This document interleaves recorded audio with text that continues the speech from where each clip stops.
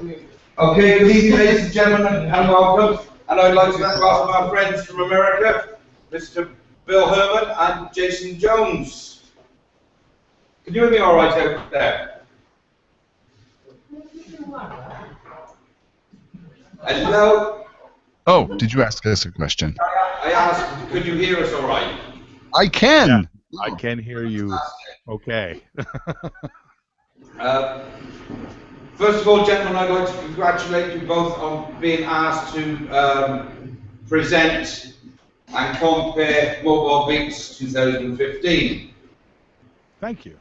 Thank you very much. Yeah, it's very exciting to be as large a part of that project as we are. And before then, I understand you're coming to the UK.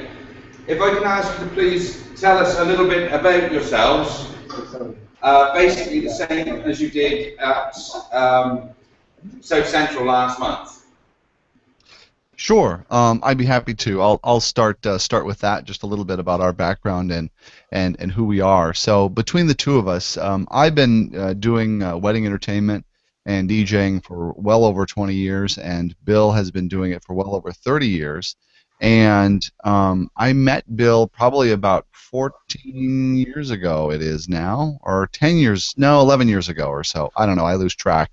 Anyway, we met at an association meeting, and we became fast friends, and found that we shared a lot in common in what we were committed to for weddings. And Bill introduced me to a concept that he had been working on for quite a while and developing, and something to continue to develop over the years that I knew him, which is doing what I would call like cinematic style weddings or theatrical style weddings, where the wedding reception experience is designed like something like a movie would be, or a cinematic experience would be. In other words, it's that moving, and it can be all the wonderful things that everyone dreams. It's funny, and it's light, and it's romantic, and it's all of those terrific things. And it can be done every single time if designed. And so then the rest of the time was really in like really boiling down like how that design happens and how do we do that design.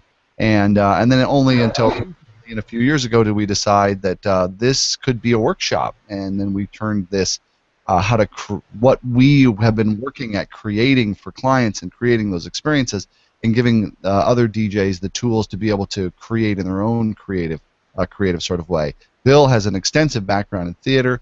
Here in Minneapolis, he's done a lot of television commercials. He was even in a major motion picture called Feeling Minnesota, of all titles. And if you take a look at the very beginning of that movie, you'll see Bill hates it when I bring this up.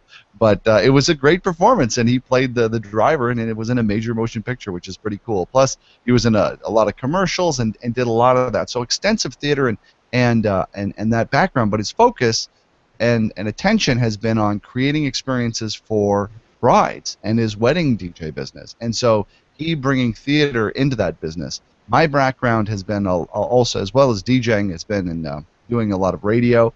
I got the opportunity to work at a major market radio station here in Minneapolis doing a talk show.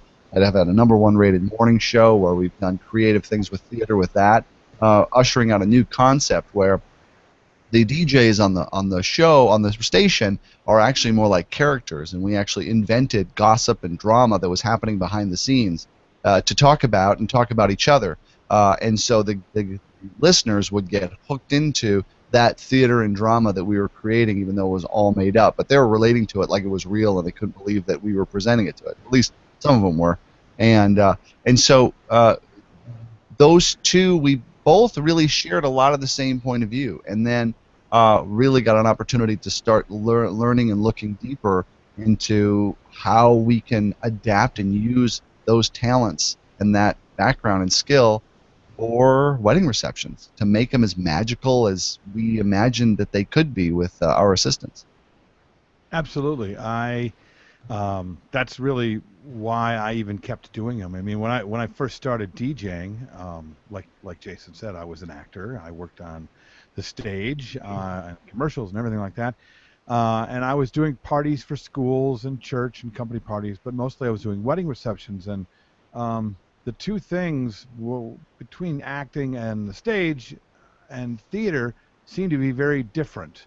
I mean, as an actor, I was able to use, or I am able to use all of my skills to move an audience of people with laughter and tears and applause.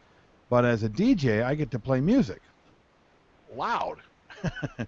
And I learned to act and perform from other seasoned performers and from classes and workshops and internships with some of the best in the business. That was my acting. I learned to DJ weddings from a guy named Dusty at a local radio station that I got a job at when I was 12 years old, and he was the morning guy, and he was very cool. So he must have been what a DJ was supposed to be. So the actor in me studied this guy. I learned his script, and I could do his show better than even him. Every line was the same, every song was in order, and soon after that, it just kind of became boring. I've acted in plays before, and I've had to do the performance more than a few times, and after a while, it gets kind of boring.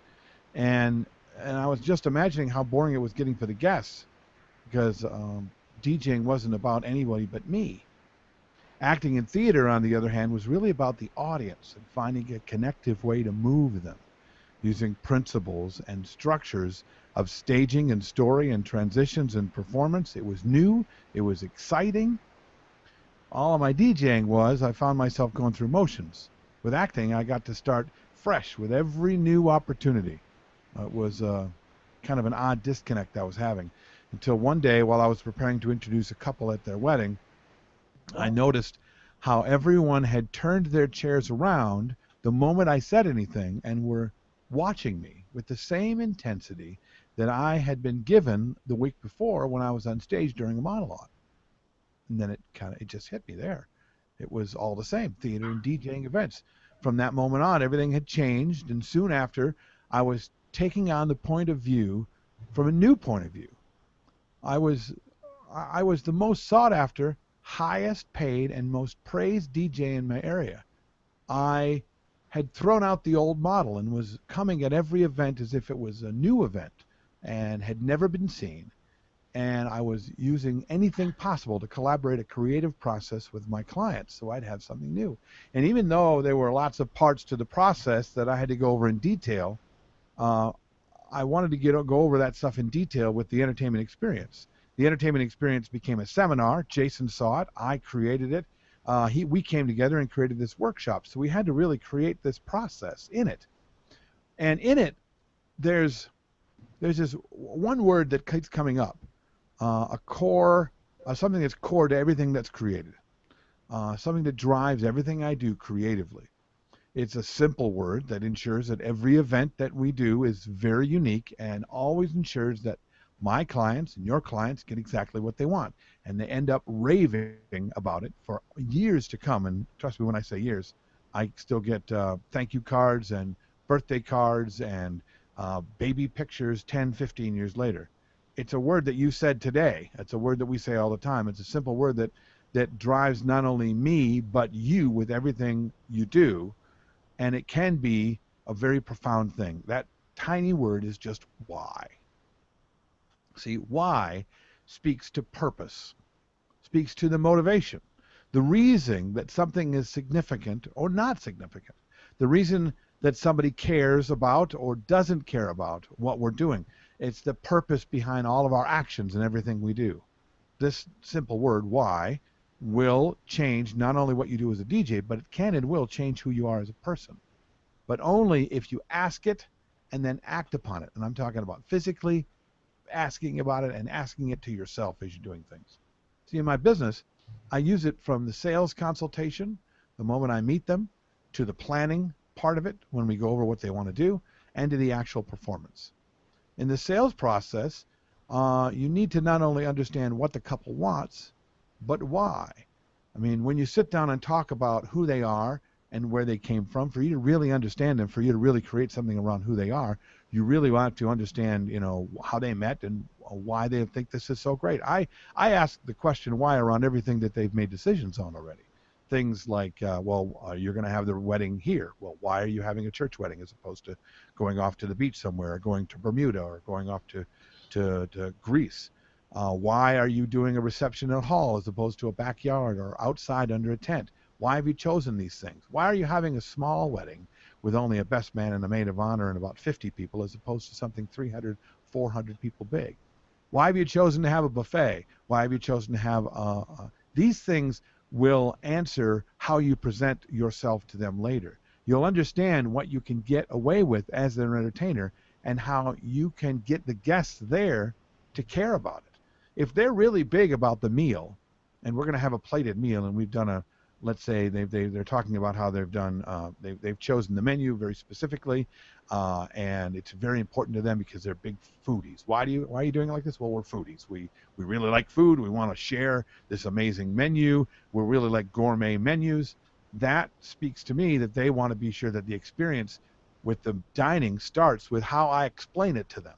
So now I know why. Now I can dig deeper as to what things are most important and what's going to be most important to making sure the guests get it. Because if now, with that information, I can go, when I make introductions about the food, I can get real specific about what they're eating, why it's so special, that it's been created by, just in the way I describe it, you can get the, you know how it is. Your waiter can get your mouth watering around the specials if they really explain it well. A plate of salad and just some lettuce can sound very impressive if you say, well, yes, we have a salad, but it was hand washed and it was dried, and we've created a special vinaigrette dressing from an oil from an olive that grows only outside of where the bride and groom live. I mean, you go there and now all of a sudden you've created a food experience for everyone. Now that we're told all the ask the questions now that we're told to ask questions about our potential clients, asking questions is only a third of the equation. The other two are listening and understanding. So the more you listen to them, the more you understand.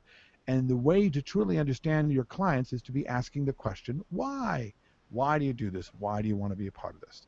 So now, if you really want to go out of your way and understand what they want and why they want it, and once they really get that you understand what's important to them and why it's important to them, then you get them. And it might be an American term to say, I get you. I really understand you. You get them. They will feel that you get them because you care enough to ask enough questions and ask questions that are detailed enough to really understand why is this important. If they get that you care, then they get you, and then they want to get you. What songs do you want? Well, why? What specials do you want? What don't you want to do and why? Why would you say yes to one thing and no to another? All kinds of things. And you get in a lot of that now also into the planning session of the whole thing. Can you all still hear me? We can hear you, can't see you. But carry All right. So now that you've got that in the planning session, the sales consultation, and they really understand now what that you really get them. Now they want you to work for them. They want to hire you because you really understand them better than anybody they've talked to, because you were unafraid to say, well, why do you want this and why are you doing that? Now you get to the planning meeting. Now, usually what you get is a list of songs, right? That's a number one thing that all the people deal with. Well, here's a list of songs. I want to have these 150 songs. I want to play them in order. So you can literally say, okay, well, no problem. I can be sure I have those, and I can play those for you. Or I can actually say, why is it important to you? Why is it important that you have this song as opposed to that song? You can make sure that you get what you need as well, because oftentimes you may get a list of songs that you know for a fact no one is going to dance to. A great example of that is I had a groom that had a lot of Pink Floyd music on his dance list. As much as I like Pink Floyd, and I do, people don't really dance to Pink Floyd. People smoke weed to Pink Floyd. So I wanted to know why he wanted Pink Floyd. I mean, you want Pink Floyd because you're trying to share with everybody Pink Floyd and the experience that you love about it? Or do you want to listen to Pink Floyd because you're sharing something? Or is the goal still that you want a lot of dancing? Well, I still want a lot of dancing. Well, then I can say to him, I don't really expect that you're going to have a lot of people dancing to Comfortably Numb. Great song, but maybe another brick in the wall, maybe. But now I'm the expert who can say to him, why do you want that? And then when I understand why, well, I like it. I like it because me and my college buddies, we had this thing to another brick in the wall, and every year during university we'd get together and we even had this dance. It was really cool. Okay, well, that informs me. Now I know I could play that song during a dance and make an announcement around him and his college buddies, all of his university friends, and they would run out and be a part of it, as opposed to a room full of people not knowing why they're playing this weird song in the middle of dancing. Because I know if I make a big announcement about him and his college buddies, even if they just stand by the bar and hold up their pints and make a lot of noise, everybody in the room gets that, oh, wasn't that cool? They played Pink Floyd, as opposed to the DJ played a song nobody danced to. What was that about? It makes me look better. It makes him look better. It speaks to why it's important, and everyone in the room gets to be a part of it.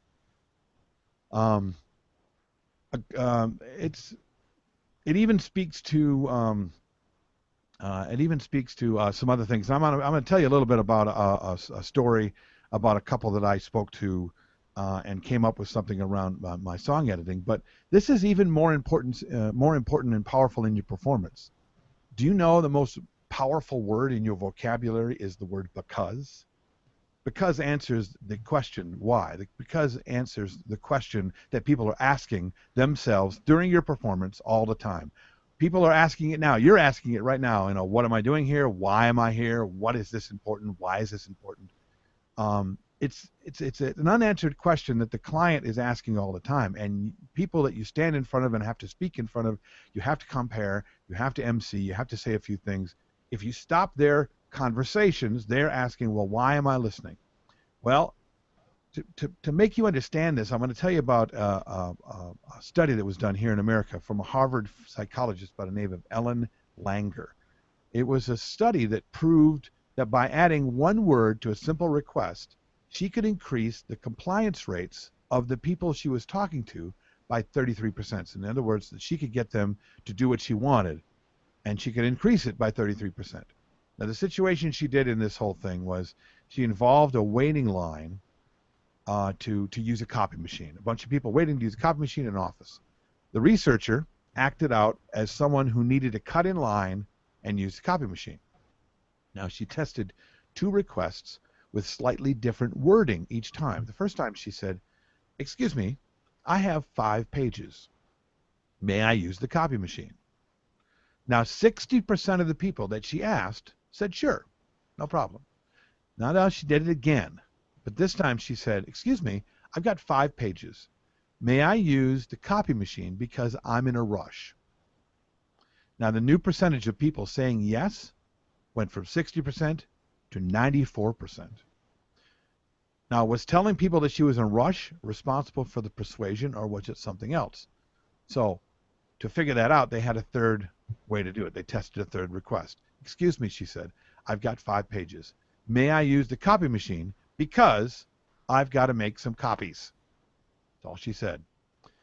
The percentage rate now at yes was now 93%. It went down by 1%. It still was really high. It still was up beyond that 60% by 33%. Everyone in line had to make copies. That was not the appropriate reason to be able to make copies. I want to make copies because I want to make copies. What this lady showed us is that a valid reason isn't always necessary, because the word because is a powerful psychological trigger, and that there is a 93% chance that you even agreed with that statement. Now, take the power of the word because and then add it to the powerful context of why. A why that matters not only to your clients and your guests of the event, and you will be amazed by the persuasive power that you're going to have as a performer. You see, all of the guests that go to the event that you are a DJ for, or an MC, or a compere, the guests want to be touched and moved and inspired by every minute of the event. They hardly ever get to enjoy it because they don't get it. They don't understand why. They're there. They've come up with their own reason. If you don't add a why, trust me, they're going to add a why. But if you get it and you can communicate it, in fact, you have a responsibility to do just that. It's something that most DJs never do because they don't see it as their responsibility. You don't have to take this on. You don't. But if you do, you're going to make a difference that will make a profound impact on all the guests at your event and make you more sought after, even if you're a DJ that doesn't speak. Your guests and your clients will compliment you. They will end up taking all of your cards before you're done. They're going to pay you more than anyone else You're going to have to ask them to, but they will.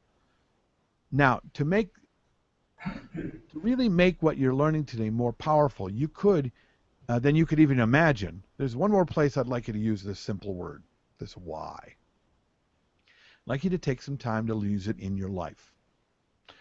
Start simple, though. Try this one. Why are you here? Why did you come to listen to this? Why are you a part of this group? Why are you a DJ? Why are you not a DJ? See, that simple word, why, will inform your choices. It informs, it propels your passions, it informs your life. See, I'm a DJ, but the reason I am really here, the reason I am is really because I'm an actor. The reason I'm a DJ is because I'm an actor. I'm an artist. Only being a DJ doesn't feed my why. I'm an actor because I can express myself to the world in a way that touches, moves, and inspires them. Because of my art form, I get to change people's lives. I get to change people's perceptions of the world and themselves by the way I express myself. Knowing my why allows me to build a business around the thing in my life that feeds my soul, my art. So what feeds your soul? What is your why? Why I'm here is because that not long ago I sat right where you're sitting. And because of the generosity of other people, I began to see possibilities in my life and my business that I'd never seen. And since then, I've had a great fortune to have a positive impact on a lot of people, on people that I now call peers, people that have touched me in a way that I've never thought possible. Plus, I see a vision for DJs and an industry around the world where we as DJs will be and should be admired and respected and compensated in a way that young men and women begin to see that what we do as a truly viable career choice coming out of high school or college. And that's why Jason Jones and I have partnered to create this workshop that we're bringing in January over to all of you, called the Entertainment Experience Workshops. Now, before we talk about that, I want to share one more story about the why and how really powerful it can be. There was this couple whose wedding I was doing, and one of the things that I do really well is voiceover song editing. I'm sure you've probably heard about this. You may have heard other people do it. The concept, if you haven't, is taking a song that's a spotlight song from their wedding, a recorded spotlight song from their wedding, maybe their first dance, or the bride's dance with her father, or the groom's moment with his mother, if in fact that's something that they want to do. Usually it's a first dance.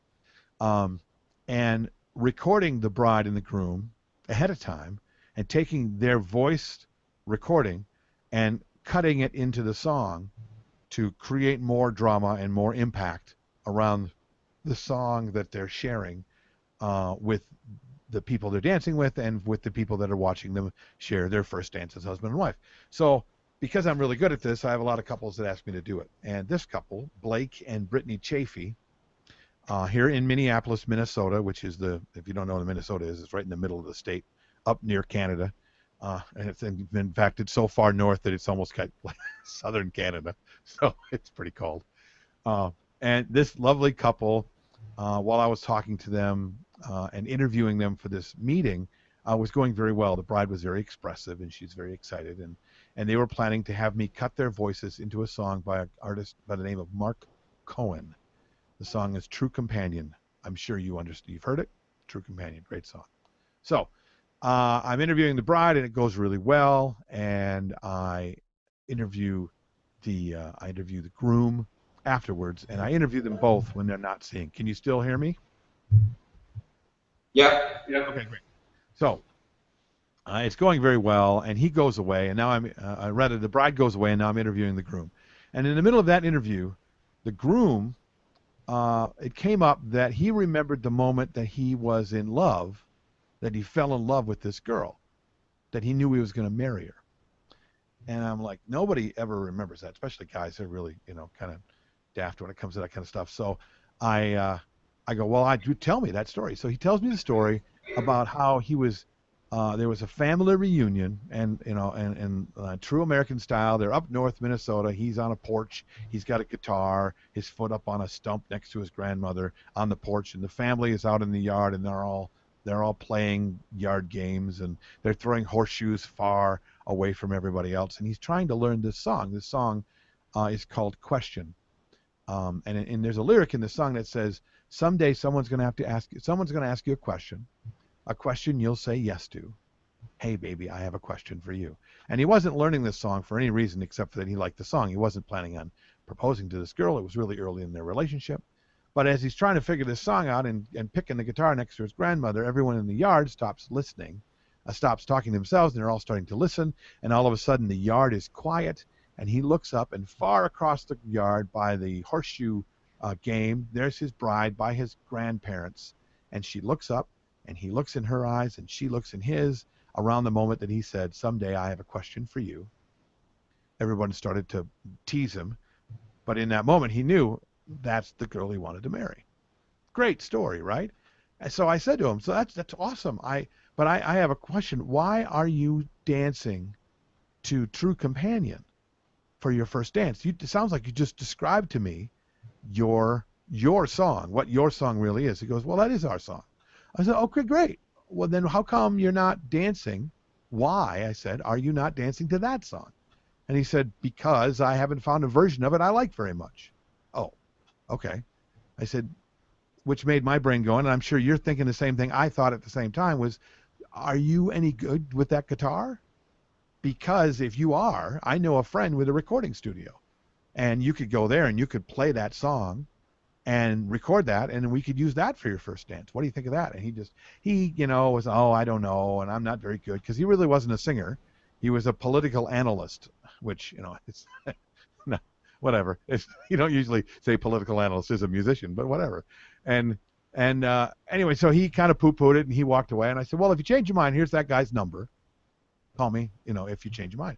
So I went away, and I went home, and I listened to the recording. And a day later, he called me back, and he said, guess what I did? I called your friend. I went to the recording studio. I made this song. I'm like, that's great. So what do you want to do with it? And he said, well, I want to use it. I want to use it for this. I said, great. Well, you're going to tell your bride that you're changing the first dance song? And he goes, no.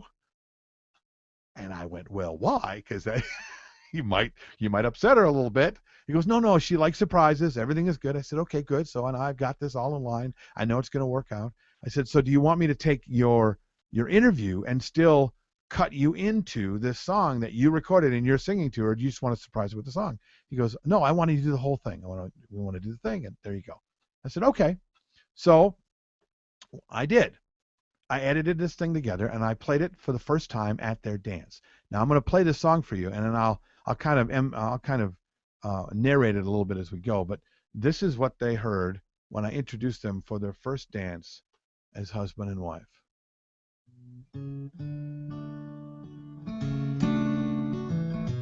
Brittany has a smile that absolutely lights up her room. Blake is tall, dark, and handsome. She's kind, she's compassionate. He's totally my dream boy. She has a goofy sense of humor just like I do. He makes me smile every single day. She's a downtown city slicker, but today I'm not. Like, I grew up in rural Minnesota. Blake tells me every single day how beautiful I am. I couldn't imagine spending another day in my life without her in it. I love Blake more than anything in this world. I think you wish that I would play guitar and sing to you more. I have a secret for you. The secret is this, that every time I pick up a guitar and every time I sing a song, I am singing to you. Now at this point, the bride doesn't know that this isn't her song, but then she's starting to realize it's not. So she looked up at him and said, is this? He goes, it's okay. She awoke from a dream, head was on fire. Was he? Did we lose everybody? He took her to the park. Is everybody gone? crossed her arm. Lost our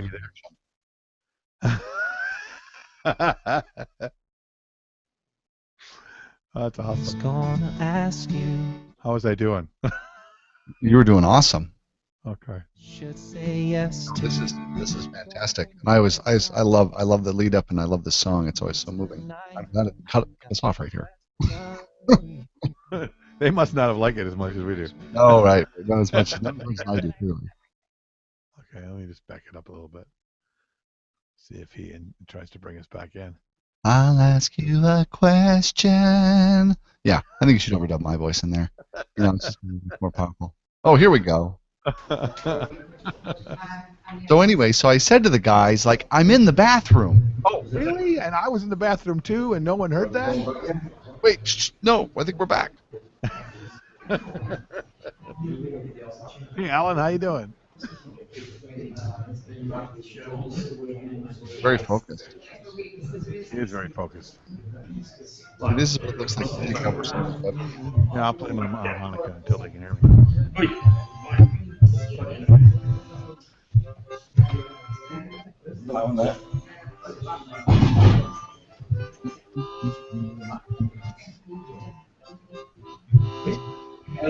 We need it.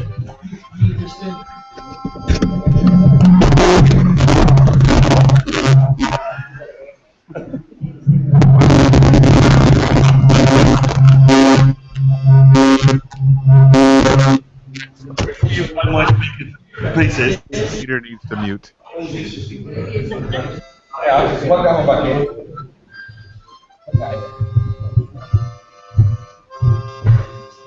then I stopped playing the harmonica, and everything was great.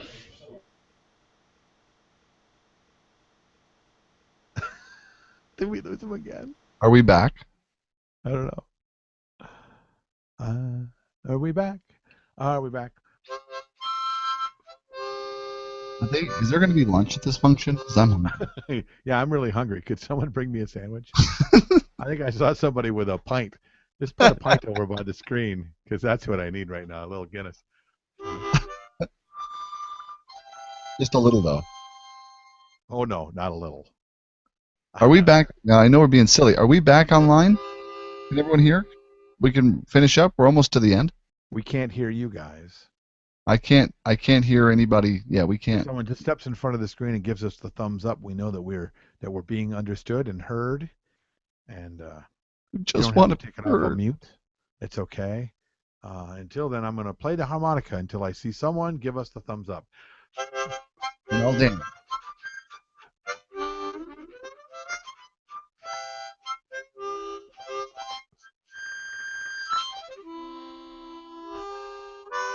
Taking a very oddly long time. It is taking a long time. They're kind of frozen on their end. Maybe there's a place for me to talk to them. This is going to need such an edit. Oh my God, Becky! Look at that Google that error. harmonica. I like big Face, and I don't know why. Make those other brothers jealous the way it thumps so high. I'll get a little It's echo. really crazy. I'm up to my white kneecaps in fun. Way we double up that DB on the lower one. Drop the bass. Boom. Boom. Drop the bass button. Yeah. You gonna push it? Are you gonna Boom. push it? You gonna push it? No. Oh, Push it? no. No. Push it. No. Push it. Let me finish my game of If Tetris. they have us turned up right now, I'm going to be so mad at them. Well, I'm gonna be really upset if they're just listening to us like goof around like That's as what we I'm wait. saying. The real There's a reason point to this, you know, we need to be entertained all the time. the entertainment experience. Bring your harmonica. And there they go. They're gone again. Well, it's a good thing we're flexible. If we were flexible, man, it'd be a much more interesting presentation. Oh, look at him. Look how bendy they are. I need to pee. Why don't you pee now? I have a It'll take question. few minutes once they're up. that you'll say yes to. The question is, can I go pee? Can I go pee now? You're wearing a stadium pal, aren't you? Just take care of it.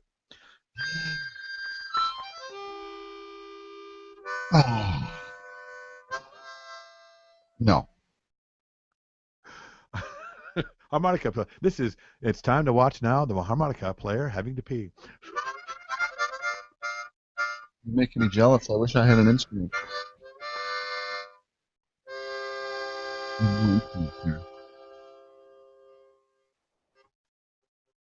And the guitar is way over there. All right, I'm going to go tinkle. I'm going to take this opportunity. I'm going to take a tinkle opportunity. You stay there. I'll be sure to bring the mic with me. You're not doing a lot for our reputation. Oh, hello. Well, you connected to it?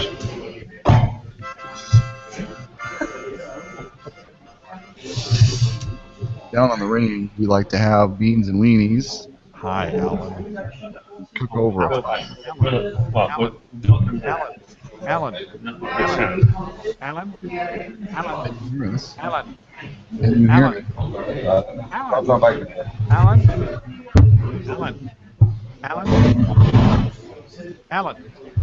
Alan.